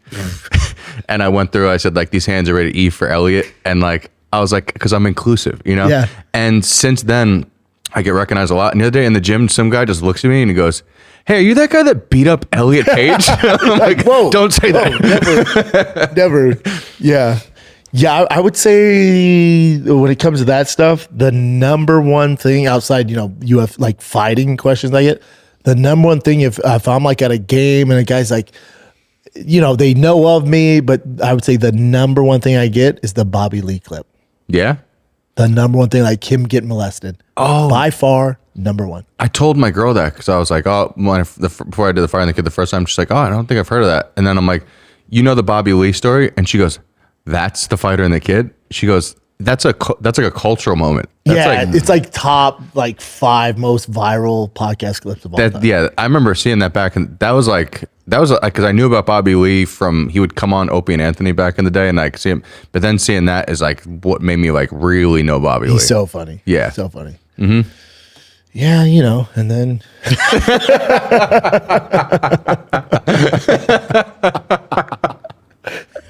Whoopsie daisy. That was a bad take. All right, what else you got? Actually, I have a fan question for you. What? Because mine was obviously a joke with Elliot Page. With the Bobby Lee stuff? No. That'd be hilarious. No, so like, because I chose, if you had to choose a male celebrity to fight for $1 million, who would you pick? Who would you pick? So you'd have to make it hard for you because you're an actual fighter. But if for $1 million, there's no tough celebrity, like there's no actual tough guy. So I'm gonna get hate no matter what. So you might as well give me the most famous guy. I would beat the fuck out of The Rock. I was gonna say there has to be The Rock. Because that's gonna get the most views. Him or John Cena. Because at least people are like, well, John Cena wrestled, right? Sure. The casuals are gonna be like, well, he might have a chance. I'm like, yeah, he has a chance. Yeah. So I would just like to see you fight Steven Seagal just for the hilariousness of it. I know, but he's so fat and out of shape now. Like, I'll get so much hate for being up with an older guy. But at least if people see The Rock, the casuals would be like, man, but he was in that wrestling movie. He played football at University of Miami. And he's also fucking huge. He's huge. Yeah. It'd have to be something like that, or like a John Cena or something. It'd have to be, yeah. Otherwise, but I can't beat up like fucking, the kid who did Frankenstein. The big tall Jacob kid Elordi. Yeah, from Euphoria. It's like, what the fuck are you doing, dude? Yeah, he's built like Ichabod Crane. Yeah, he's built like a praying mantis. Yeah. It'd have to be like an actual Hollywood tough guy. Yeah. And Jason Statham's not going to work because he's too fucking small. tiny. Too small.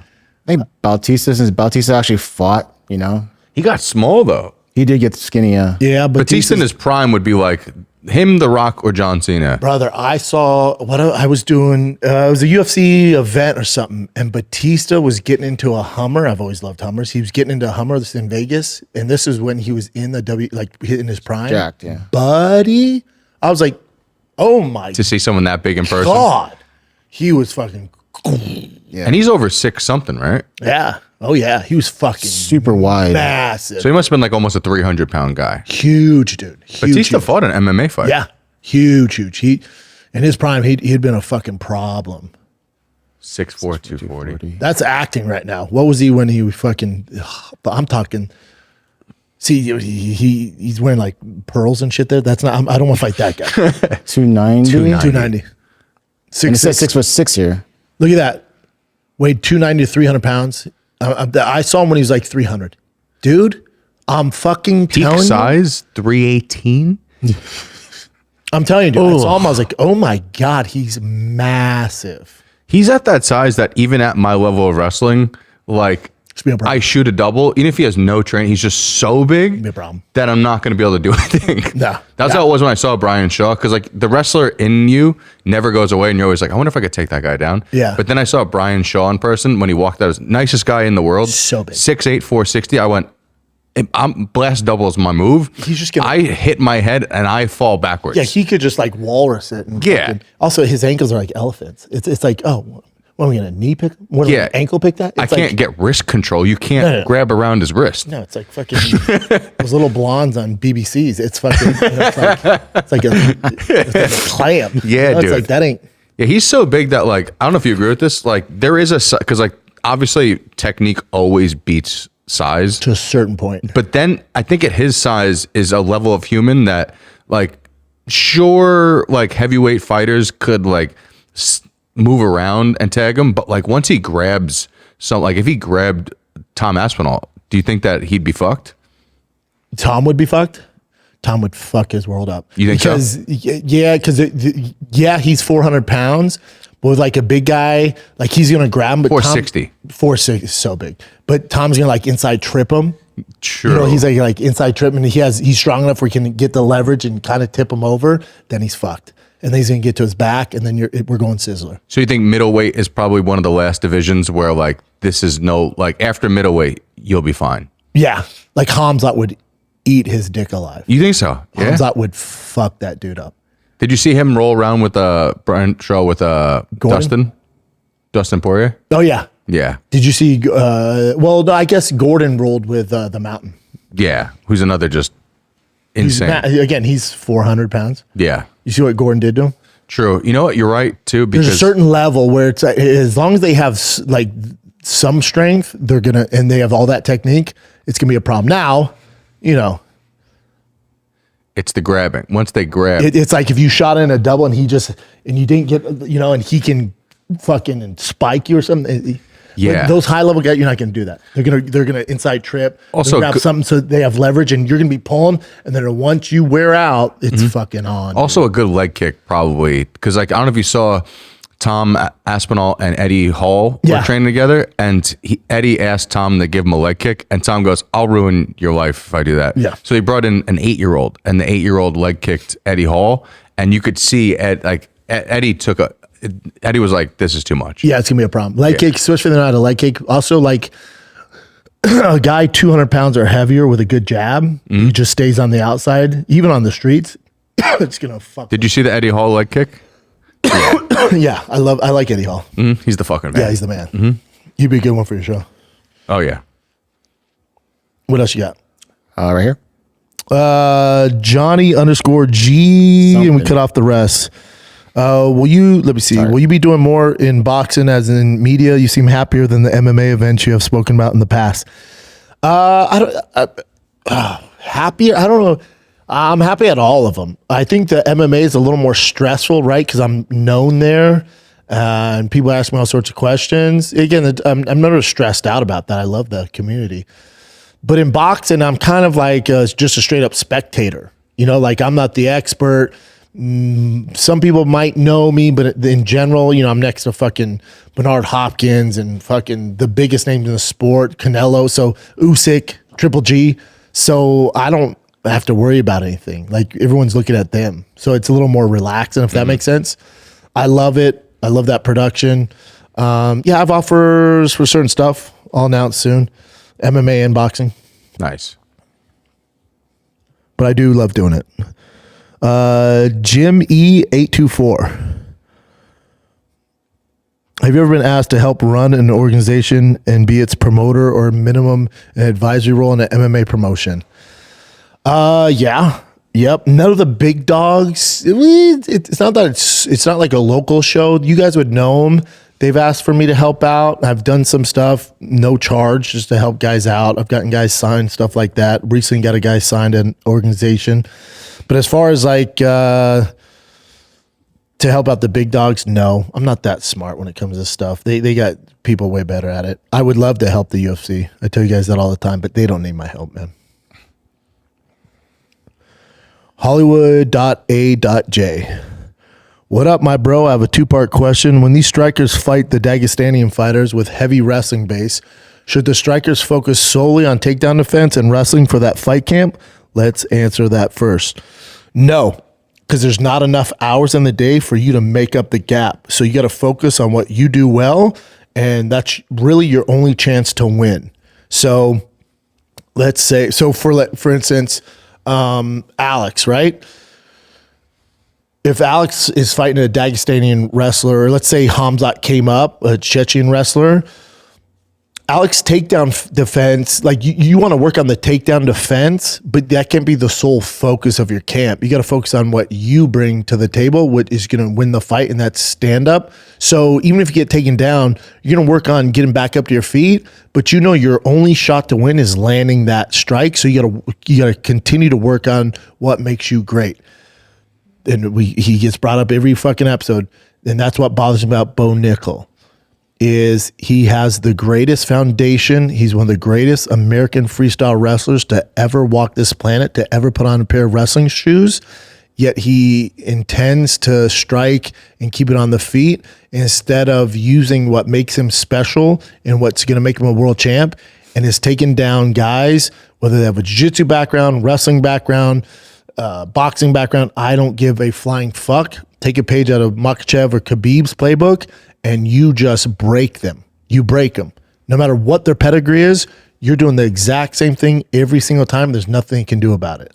So, so for when Bo's fighting, say he's a striker, for him to just work on striking the whole camp is insane.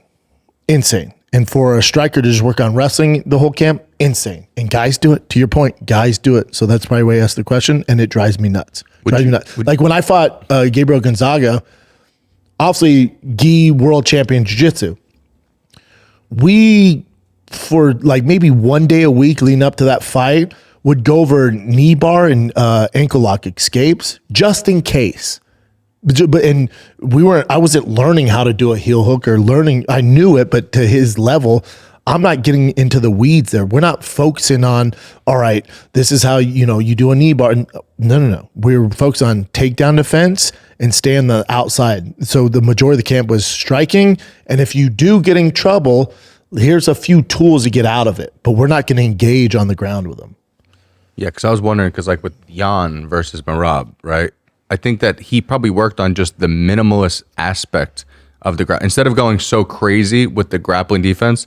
It seemed like he worked on just the sprawl whizzer, like that type of stuff. Like, would you say that it would make sense to work on like one small aspect? Don't you make it the prime focus, but be like, because Merab is going to shoot 10,000 times in a fight. You don't want to get into the weeds, is what I'm saying. Like, you're not going to want to go toe-to-toe with Merab and straight up freestyle wrestling inside that octagon. As my dad says, keep it simple, stupid. Yep. Here's a few simple things to keep you out of the weeds. We don't want to get in the weeds because you're going to get lost in the sauce. Yeah. Let's keep it simple, defend it, circle out, light him up. He's going to shoot. Keep it simple, circle, light him up, Like Jon wasn't doing Granby rolls. He was just doing probably just the simple... like meat and potatoes, sprawl, meat and potatoes, sprawl. We don't need to high crotch them and fireman's carry. What the fuck? Yeah, no, that's not your. No. Don't play his game because again, you might surprise him, string you in the weeds, and eventually he's going to catch you. Yeah, because that's his language. And is that going to take you out of your game if you focus too much on that? Now you're not fighting you. You're fighting. It's just a defense to what he. Guys do it all the time. It's not good. Bo Nickel's the best example of that. I think that's why Khabib was so great too, because like he wasn't the best striker, but he would strike for a couple seconds just to keep that pressure always going. You do just enough, but you knew he wasn't going to sit on the outside for 5 rounds and try to fucking jab you to death or teep kick you. He wasn't Roy Jones Jr., but he would still throw this crazy overhand. Like when he landed on Conor. Like the only reason he landed on Conor is because Conor was so worried about the takedown that was open. But he didn't land it and then stick on the outside and throw a combo. He landed and then fucking took his ass down. Yeah. Besides Tebow, like I don't think I've ever seen Khabib on his back foot. That's why he's so dominant. Mm-hmm. He did what he does best. Yeah. He doesn't compromise. I don't care what your jiu-jitsu background is. I don't care what fucking bullshit community college you wrestled at. You know, he's like, cool, man. Yeah. I'll dominate you in the ground, you know? Yeah. That's what makes him great. All those Dagestani guys are like that. They always make the fight their element, which is why they're great. That's why they're dominant. And everyone else is worried about what this Dagestani thing is that probably does take you a little bit out of your own element. Yeah. And what brought you to the game. Yep. Let's see. Also, what is the one fight you wish you would have had during your career but never happened? So, let me think. So I beat what's his name? Gomez, or I forget the fucking guy's name now. Chase Gomez, I think. It was my first fight. So I beat him right in 50-something seconds. Knocked out Chris Tusher in minute 6 at the MGM Grand. And then I got Gabriel Gonzaga in Anaheim, beat the brakes off him for 3 rounds. And I got Crow Cop, knocked him out in the 3rd round. So I'm cooking, top 10, right? And then they tell me Nogueira, and there was a Denver fight card coming up, and they're like, hey, you want to do it in Denver? And I was so arrogant and cocky at the time, like, nope. I want to beat this old man up in his home country in Brazil. Like, okay. And so they said the deal was, this is what they were telling me, our plan, because they also thought I was going to starch Nogueira too. So they're like, all right, you're going to starch this old legend, and then you beat him, and you're going to fight Brock Lesnar. So that was in the back of my mind, like, I just got to beat this old fucking dinosaur. I'm going to knock him out in the 1st round, and then call out Brock Lesnar. They've already said that's the route they want to go. I'm going to fight Brock Lesnar. A lot of you guys are like, Brock Lesnar. Remember, my training partner every single day was a similar version of Brock Lesnar. I had Shane Carwin, who was the same size as Brock, but better striking. And I was used to his wrestling. And I came up with anti-wrestling against Shane Carwin that worked in practice. So I couldn't wait to fight Brock Lesnar. The fight I wanted most was Brock Lesnar. That's a scary fight. I wanted it so bad. Yeah. Because I was prepared for it, because since I started MMA, my training partner was Shane Carwin, who's the same size as him. So I was used to dealing with that big of a body, that powerful of a wrestler every single day. And I knew what to do to have success, because I dealt with it in the worst of times, the best of times. I knew I had success in this area. I knew if I came over here, I was getting fucked up. So I knew exactly how to handle that fight. Yeah. Do you feel like Nogueira was the fight where you didn't do you feel like you planned the right way for that fight? No. What would you have changed in your? Shown him more respect. I would have mixed it up. I probably would have taken him down early on, because he knew I was just going to stand and bang. Circled out, just silly shit, just immature stuff, just not having experience. Yeah. So you think it comes down to sometimes if you don't prep for the fight the right way, it doesn't matter. You're still just gonna. Also, your mindset. Like even when I was fighting Crow Cop, I was like, this guy's old, man. I'm gonna beat the fuck out of him, fight of my life. Even though I beat him, I went, okay, that was his last hurrah. I was a little off my game, got it done, got the knockout bonus, all good. I'm just gonna knock out Nogueira now. Like you'd think I'd learn from that fucking savvy vet and Crow Cop. Interesting, yeah. That I had the fight of my life, and I would bring that over and respect Nogueira, and I didn't. So you're saying it didn't humble you, so you went into it young and cocky, high on your horse. Yeah, I was like, and I was literally in my head, I'm like, I'm just gonna go out there, I'm gonna double jab, and he bends down, I'm gonna hit him with an uppercut, he's gonna knock you out. I do that. Uppercut, it wobbles him, like this is exactly how I picture this going, but he didn't stop. Damn. He went, cool. Double jab, right hand. Yeah. He's a legend, too. Legend. No shame in losing to him, but your boy fucked up. and if I would have won that, what I was told is I would have got Brock Lesnar. Fuck. That's a big money fight, too. Big money fight. All right, last one, Chin. And thank you guys for sending so many freaking questions. We can barely get to them. I think I've only answered like 6, man. We have so 6 or many. 7, yeah. But again, I think what we'll do too is we'll chop just the questions up and make one episode too, like every other week. So it's a full episode of just questions. Good idea. Yeah. So this is Corey Pulido. Yep. All right. Curious your thoughts on what's going on with the ATOS thing going on. Atos? Atos, That's yeah. the jiu-jitsu? Yep. That's, who owns that? What's his name? Andre Galval. Galval. Do you know about this, Nick? So in the jiu-jitsu community, it's a big deal. So Andre Galval, who's a legend. I mean, legend. So goddamn good jiu-jitsu. So apparently there's some sexual allegations going on. So Atos separates from Andre Galval after sexual allegations, but filings show him as a sole owner. Yeah, so I guess like technically he's still part of it, but he's not the head guy. Like the And figurehead. Atos is massive. Yeah, I heard there's like 3 different Massive. huge jiu-jitsu communities or whatever. One of the biggest. Yeah. What is it I don't know exactly what happened though. It's sexual allegation. Is there any proof? What's going on here? There's one girl in particular that's been very straightforward. She put this whole thing out. Her name is Alexa Hurst. Have you guys heard of Alexa Hurst? Oh God, people are such scumbags. Let's see what's going on here. All right, so you can see this here. Former Atos athlete Alexa Hurst has publicly announced her departure from Atos, sharing a detailed statement alleging inappropriate conduct by head instructor Andre Galval. Galval has issued a response denying claims. Here says she filed a report with local law enforcement. So what's the claims?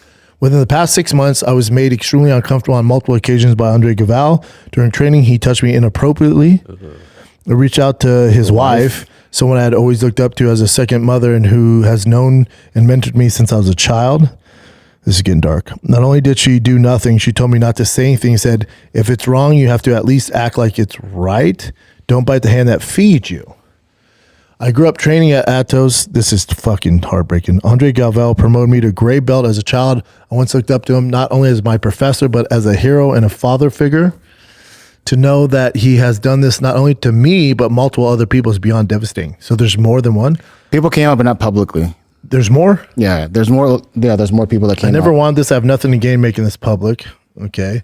This is my truth. I'm not the only victim to the other girls. I hope this gives you courage to come forward. Okay. Silence only protects abusers. Okay, keep going. That's Okay. pretty much it there. And this has been going around on Instagram. I'll just play a little bit of it. Pause this right here. This nightmare is true. One of our main competitors is gone. 2 of our main women coaches, professors are gone with more on the way.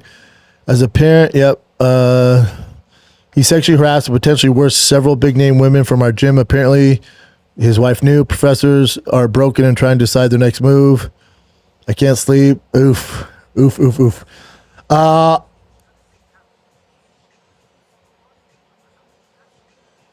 So basically, Unfortunately, this has been confirmed to me by multiple female BBs that used to train at Atos Blue Belts. A ton of high-level people that left and white skin, more attention from bigger forums. What's wrong with the sport? What is BB's, black belts or blue belts? it could be either. Black belts, I assume.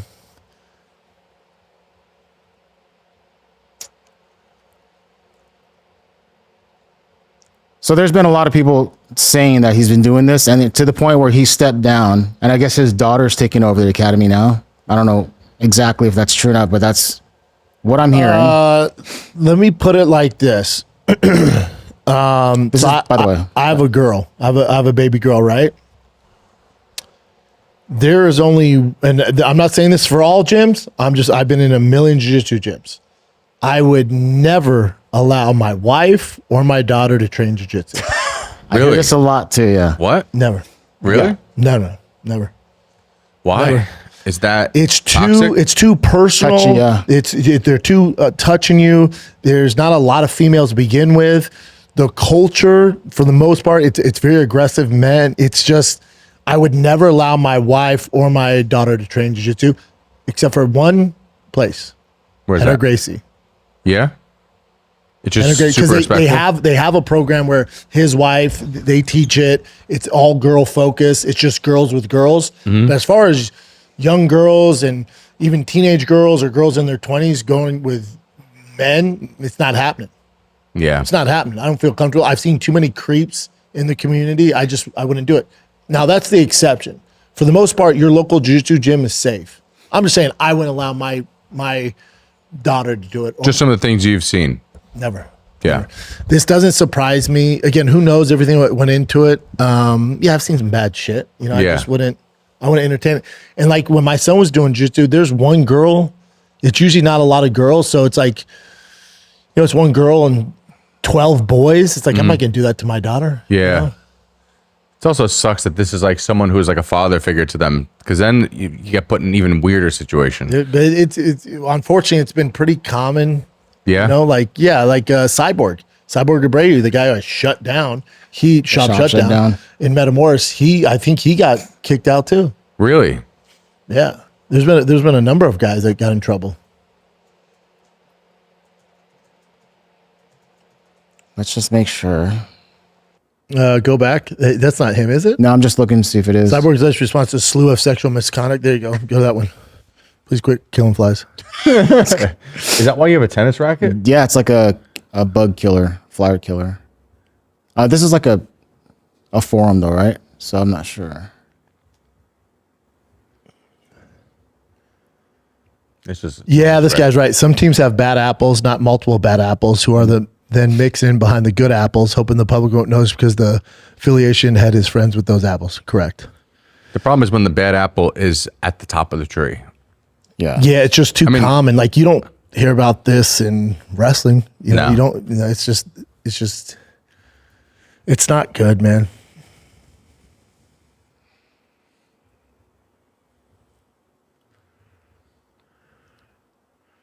Yeah, that's horrible. But I did see recently, once this came out, other jiu-jitsu coaches, like prominent ones, were getting blamed for sexual harassment as well. But I don't know this world that much, so I don't know exactly who those people were. Yeah, I don't want to make any allegation. It's just like there's a few, like obviously Matt Sayers gyms, like there's some really good gyms, so you don't want to just blanket statement. No, but Roberto Cyborg Abreu implicated in another instance of sexual assault. It's their second lawsuit. Another is crazy. A minor student resulted in a lawsuit naming fight. Yep.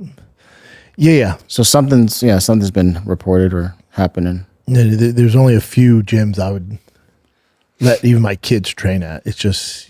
Would you guys let your girl, like you? I know you wouldn't. Your girlfriend train her to jiu-jitsu? No.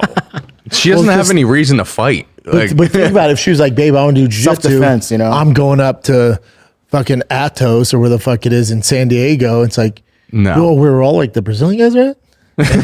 And they're going to sit in your guard? No. And then it's super personal. It's like, rubbing faces, north-south joke, Yeah. No, I'm not putting my girl in that situation. What? My girl's a competitive shooter, so that's good. Leave it at that. Yeah. Yeah, you have a gun. You're it's just nothing great can come out of that. No.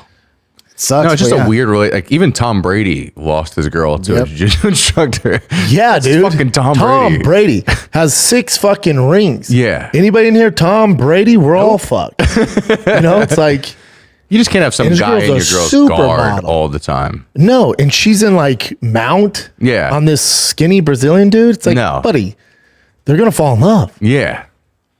He has 7 rings, dog. 7, bro. 7, and his supermodel wife went to a broke jiu-jitsu instructor. Mm-hmm. It is just super intimate. So it's not happening. Like, my daughter's not doing it. Oh, you want to learn jiu-jitsu? I'm going to teach you. Yeah. You ain't rolling around with the boys. You ain't getting in the instructor's guard. Would you let her wrestle? What? Would you let her wrestle? Sure. She was full-blown lesbian. Yeah. I hope she's more dainty and doesn't want to do that shit. But sure, she wants to shave half of her head and decides to wrestle. Sure. I will say this: if I have a daughter, which I'm hoping I have sons, but if I have a daughter, I would like to train them in wrestling because I'm going to have mats at my house no matter what. Yeah. And I'd let them train with my sons, like just so they learn how to defend themselves. Like if someone tried to grab them on the street. Yeah, if they have brothers, it's like, you'll grapple and learn self-defense and the basics of it at the house, at the crib, your sons with your brothers. Yeah. But as far as you walking into Cyborg's gym with 19 black belt Brazilian dudes, no. Nah. No, thank you. Nah. Nope. It's just, and again, it's not all gyms. Unfortunately, this happens. You don't want that accent whispering in their ear with their uncut hog in their guard. You don't want that. invite them to get acai after the fucking. No. And they're all jacked and tan. Nah, Then that accent. it's just tough, man. Yeah. It's unfortunate. It's unfortunate. Yeah. There's very few I'd trust my family and friends to go to. That's a good. The Gracie Academy in Torrance. So female gyms should open up and jiu-jitsu gyms for There females. are. The Gracie Academy has it. Yeah, Steve Torres that's a great runs way it. to Like do it then. there's that lane. It's fucking tough. Now, in general, your local jiu-jitsu gym is fine. Yes, I know. It's fine, and it's a good place, especially for your son to start. When it comes to girls, I'm always my spice senses are up. No. When it comes to girls, it's different. Yeah. You know, it just is. Yeah. It is what it is. We're just saying none of us would have our girlfriends. Never. Your girlfriends go to a jiu-jitsu No. gym because No, it's no. just a little too uncomfortable. No, what are you doing? What are you doing? Yeah. What the fuck? If something happens on the street, I got you. Yeah. And- What are you competing? What are you? Yeah. She's got a gun. She knows how to use it. You have a You're gun. Good. No, You're good. What are you doing? We're in No, Texas. no, You're you don't- fine. You're good. Go to Pilates. What are you doing? Go to hot yoga with your girls. What are you talking about? Yes. You put Exactly. a gi on. You got these big tits. What are you talking about? What are you talking about? No, it's dicey. Yeah. So the whole take on it's all dark. We need less of that in this fucking world. That's it, guys. Thank you for watching. Again, back to 2 episodes a week, baby. Monday, Thursdays. Hopefully you guys enjoy it. Keep sending your questions. I'll get to all of them eventually. It's just I'm a chatty Cathy on here. So I absolutely love doing this show. It's my favorite, man. So thanks, Nick. Thanks, Chin. Thanks for having that's me, it, dude. kids. We got a big fight next week. So till then, love you guys. See you Monday.